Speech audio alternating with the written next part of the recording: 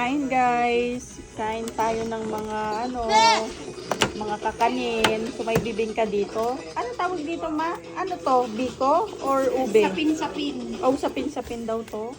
Kutsinta. Bibingka ulit. Sumang yapos. At buko pie. Yummy. Ooh, may sausaw. Oh my God, sarap. Atin mo. Oh, yummy. Yummy. Yummy. Nakakadalawa. So guys, kinakain ko na yung mga kakanin. Itong bibingka. 2 out of 10. Kutsinta. Medyo may nalalasahan ako mapait. So, 5.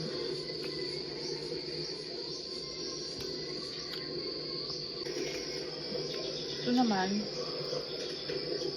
mangko. Para siyang ube. Ube nga.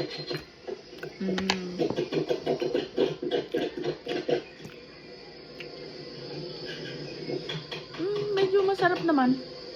6 out of 10. And, meron pa. Ito naman, tikman natin ang kupay.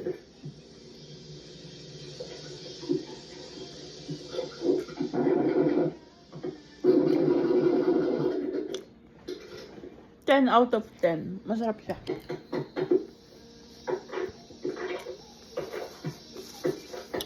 So, masarap siya. So, lahat to bagay sa kape.